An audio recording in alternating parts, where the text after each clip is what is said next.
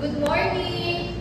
Okay, so alive, alert, awake, enthusiastic. So I hope you enjoyed your prayer. Did you enjoy your prayer? Yes. No, me too. No? Very beautiful, actually. Very beautiful truth of faith.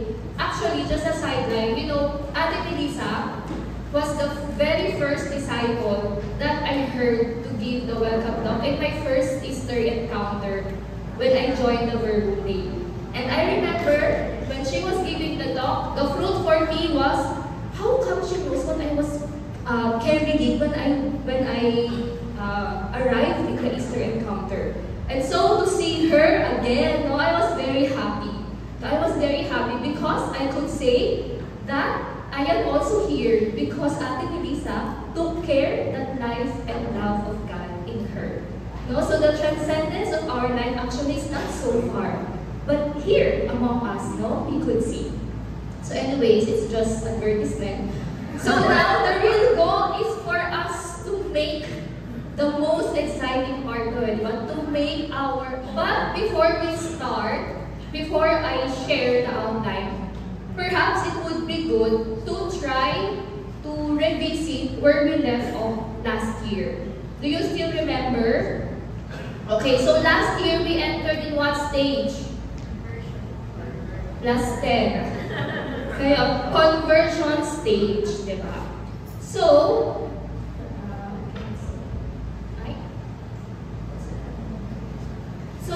the conversion stage. And where does this conversion stage intend to lead the people? Sige nga, kung nakinig tayo. Ay, wala. Lagot sa teacher, no? So this conversion stage actually intend to lead the people to enter into their hearts, into their selves, and to confront how they are living their lives in contrast with the ideas that God proposes to him. Diba? Tama po ba? Uy, ba yun? Yes! Participation, 15% kaya participation. No? That. And we started. So these are, the conversion stage. But of course, not only to lead the people to see the contrast, but also to lead the people to encounter the merciful love of God that will reorient again, his life. And last November, we started with what truth of faith? Very good, classmates. An awareness of life and love. And here, Elaine was emphasizing that, we don't fully live the plans of God because of what? Because we are stupid. because of lack of listening. Lack of listening. And Darwin was emphasizing that ignorant of this life and love of God in us, we can degenerate our identity of life and love. So after that, what is next? What is God's invitation for us? God's invitation for us is, from the talk of Ate Melissa, I think it was very clear. Care of love. Take care of that life and love of God. In other version, is custody. Custody of love. Parang property custodian. Love custodian. Care of love. So now,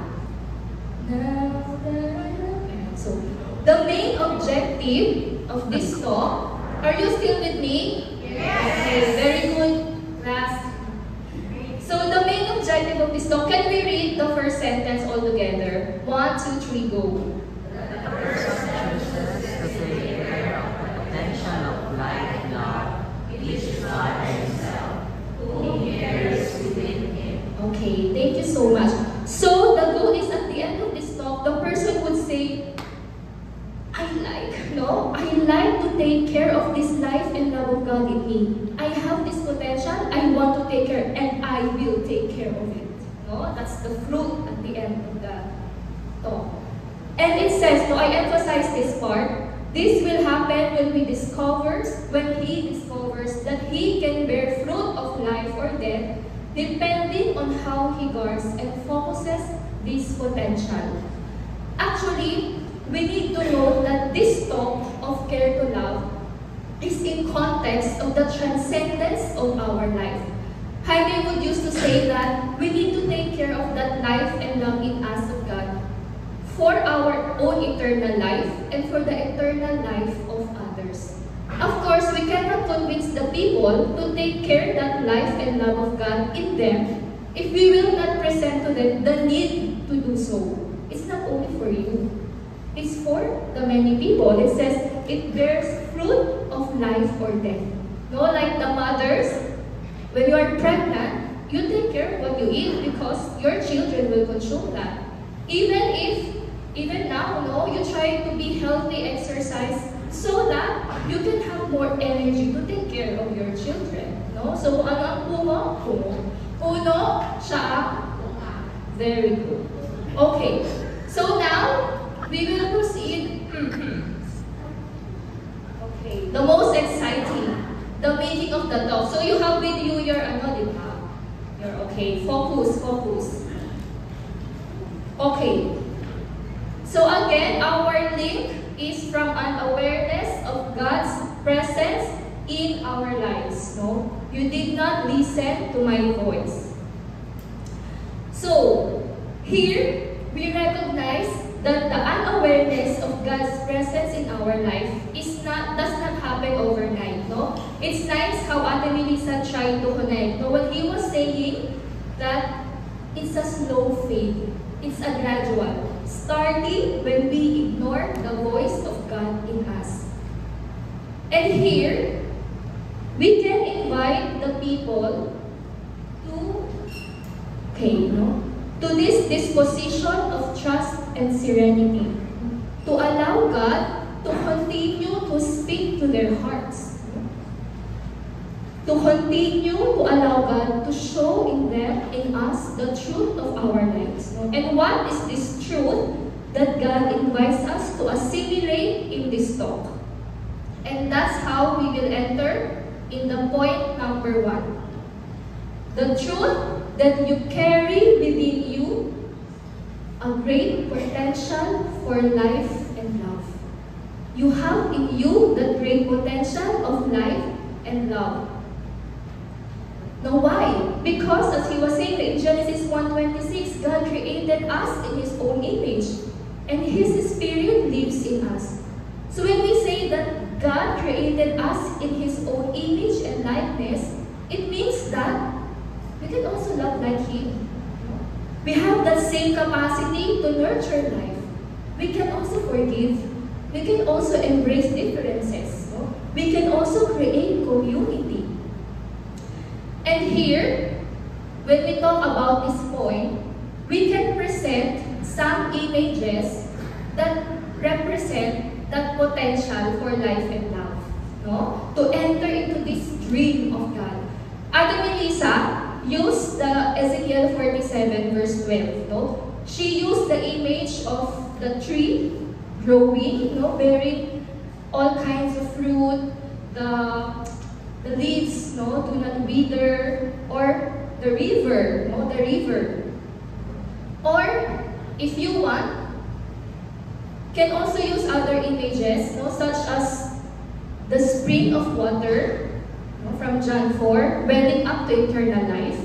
Or if it helps you, no, to visualize this potential as a light, no, in Matthew 5:14, you are the light of the world, a city set on a mountain cannot be hidden.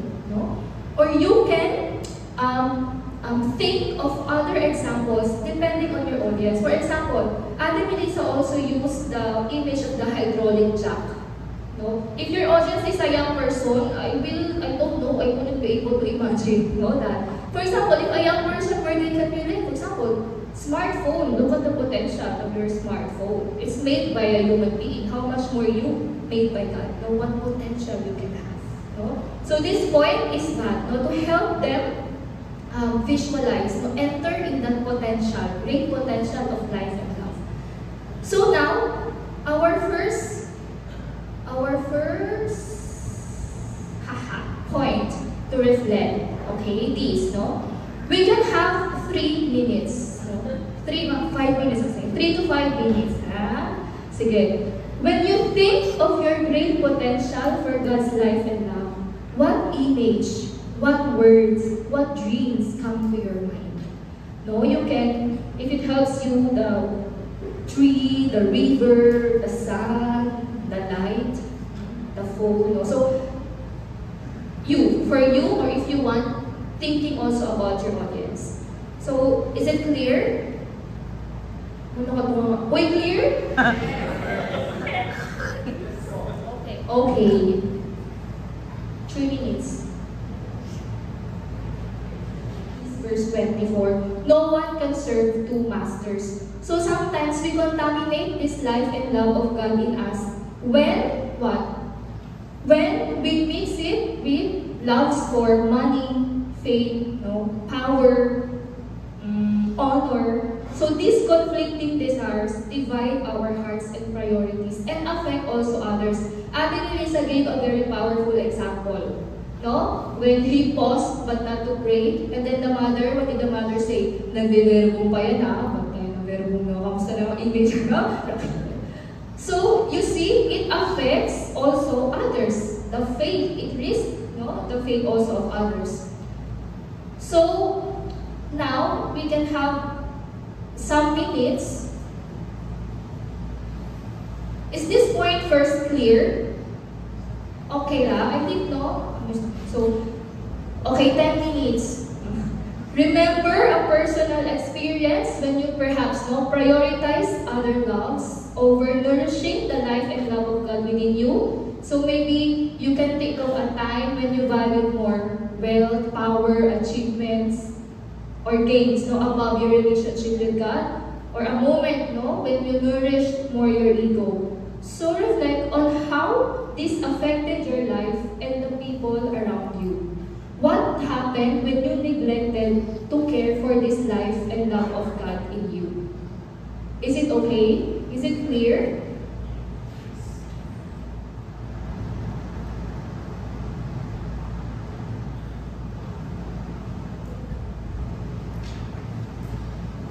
Okay, so more or less, no? Because it's not something new, it's from your own experience, so I guess it's easier.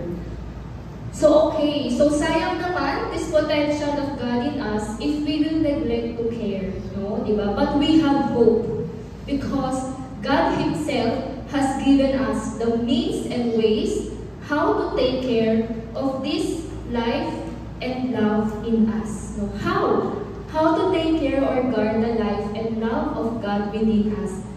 Actually, one of the things that I like, is to discover that, the ways and means that we will share here is not something new. All of us, for sure, try to do it, already. But the disposition makes a difference, For me, what helps me was to see that actually God is the first custodian of His life and love in us. Because He Himself gave the ways and means how to take care of it in us. So in Proverbs 4 verse 23, that Ate Melissa also used, with all vigilance, guard your heart, for in it are the sources of life.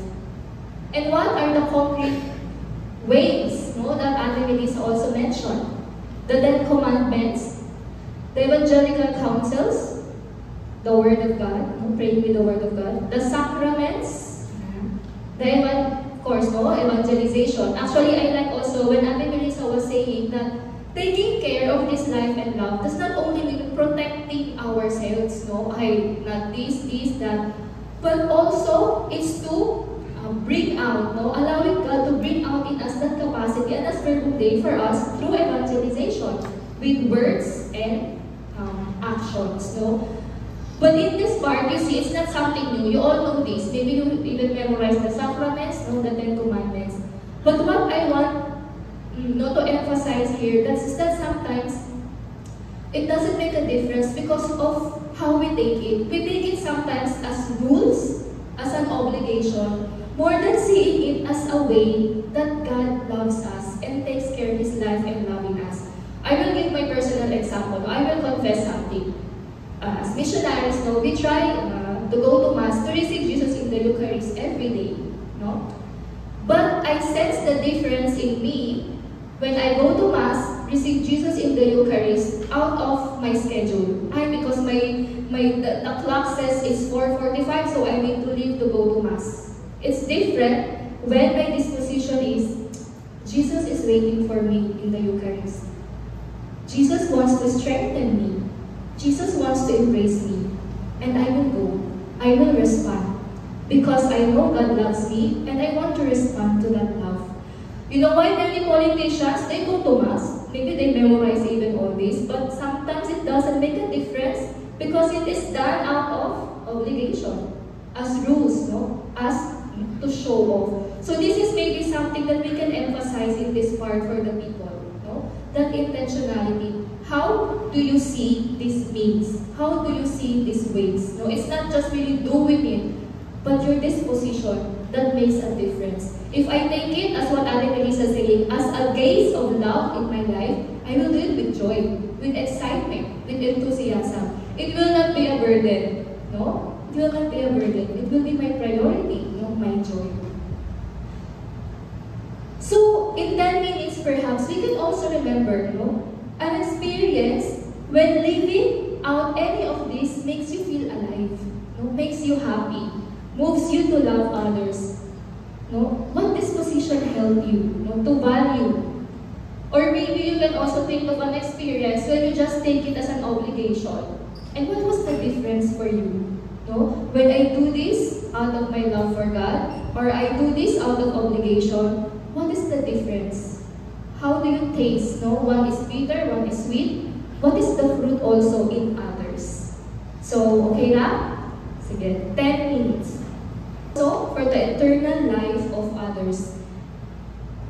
A life faithful to God has a projection for generations, leaves an immense seed of life, and shines like the brilliance of a star for all eternity.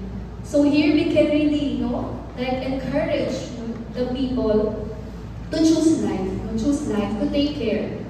In Deuteronomy, Ate Melissa used this, Deuteronomy 30 verses 15 to 20. It's very clear, no? If you obey God, if you walk in His ways, you will live and grow numerous. And the Lord your God will bless you in the land you are entering to possess. So here, we will try to project them to the fruitfulness of their lives, no? To wake up this urgency to make a choice for their lives and for others. No, the God wants you to be happy, to be fruitful, yes, but He also wants to heal, transform others through your life. If we think of us, we enjoy the charism now because someone took care, of His life and love of God in us.